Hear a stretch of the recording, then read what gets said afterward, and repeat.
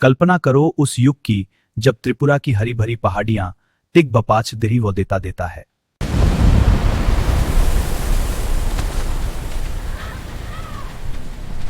अकाल का अंधकार गहराने लगा, प्रकृति का अंतकनाद उद्देकिन में गाय पड़ सकता था।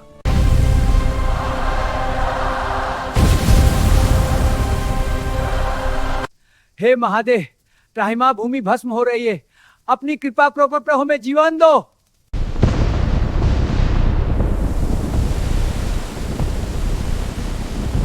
शिव का दमारू गूंजा और उस दिव्य नाद से प्रकट हुई दो बहनें।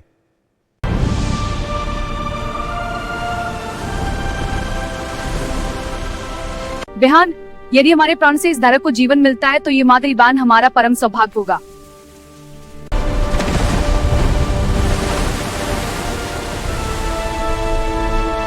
किंतु मार्ग सरल नहीं था।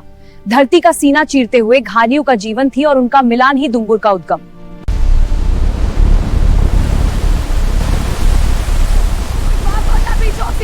हमारा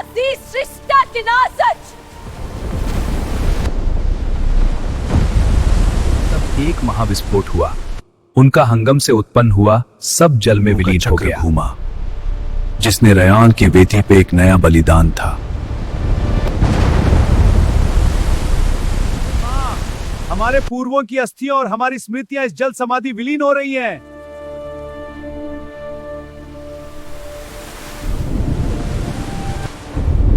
जल स्तर बढ़ा और एक विशाल कृत्रिम सागर का निर्माण हुआ।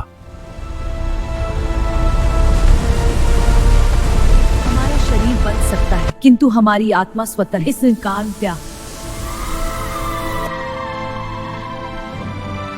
केवल ऊर्ज नहीं, राइमा और शर्मा का द्वितीय महाबलिदान थी, जिसने संस्कार को जान का अंचार स्थित थी।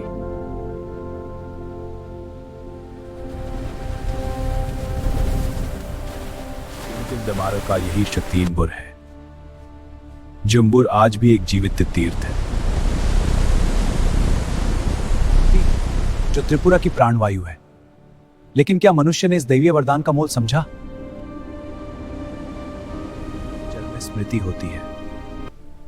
दुम्बुर ने हमारा हर कृत्य अपने भीतर संजोया है। जाओ, जब अहंकार प्रति की सिनेमा लागू लेगा।